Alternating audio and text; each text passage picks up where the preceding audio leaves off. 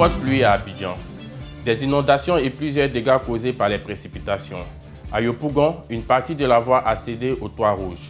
Au quartier Mokéville de Grand Bassam, les problèmes d'assainissement demeurent. Les inondations causées par les pluies mettent les problèmes à nu. Au Sénégal, des Dakarois s'opposent à des constructions sur le littoral. Ils dénoncent un problème environnemental. Tels sont les titres de cette édition. Mesdames et messieurs, bonsoir. La saison des pluies et son cortège de dégâts. Il a plu plusieurs jours de suite à Abidjan. Il y a eu mort d'hommes. Au carrefour Akwaba, les inondations ont perturbé la circulation. Le constat de Henri Nyamké. Après la forte pluie qui est tombée sur Abidjan ces dernières heures, le carrefour Akwaba qui mène à l'aéroport est encore inondé. Comme il est de coutume, après chaque grande pluie, les véhicules ont du mal à circuler avec de longs fils d'embouteillage qui se créent. Une situation pas du tout confortable pour les automobilistes. Quand on vient avec le camion comme ça, il y a des trous, on rentre dedans, s'il y a l'eau, si c'est rempli là, on voit rien, on vient tomber dedans bout. Donc ça gâte les voitures, c'est que de la manière on voit là, c'est pas trop ça. Les autorités n'ont pas trouvé un moyen pour faire quitter ça là ici, sinon c'est pas juste. En dépit de tous les travaux effectués au carrefour Akwaba, l'eau continue de s'imposer. Il est bien temps de trouver une solution définitive à cet endroit qui, bien plus, est situé à l'entrée de la ville. Grand Bassam fait également les frais des grandes pluies. Mokéville, quartier situé à l'entrée de la ville, est toujours inondé. Henri Nyamké. Ici, les bâtiments plongent dans les retenues d'eau. Les voies sont impraticables. C'est le triste décor auquel les habitants de ce quartier chic sont habitués. En moins de 10 ans, ce vaste terrain marécageux s'est transformé en cité habitable, mais sans aucune infrastructure d'assainissement. Un véritable cauchemar pour les résidents. On n'a pas totalement viabilisé les trucs. En principe, il devait y avoir des caniveaux un peu partout pour faire passer l'eau. Mais malheureusement, ce n'est pas fait. Chacun achète son terrain, chacun construit ce qu'il veut. Il n'y a même pas des égouts, il n'y a rien.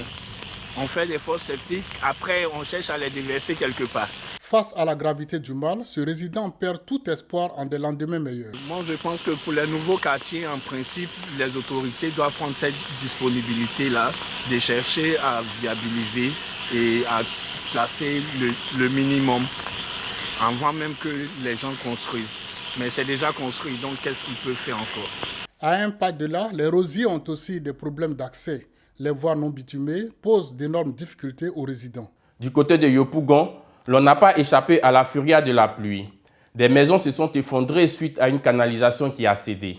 Christian Gokra. Les pluies diluviennes font de nombreux dégâts à Abidjan. À Yopougon Petit Toit Rouge, les habitants font face à des difficultés. Sous la pression de la pluie, une canalisation défectueuse cause l'effondrement de certaines maisons, ainsi que la dégradation de la voirie. Inquiets, les populations demandent un état d'urgence afin d'éviter les désagréments. Ouais, mais ici, quand il pleut, j'avoue que c'est déplorable parce qu'il y a une année où il y a un enfant même qui s'est noyé ici.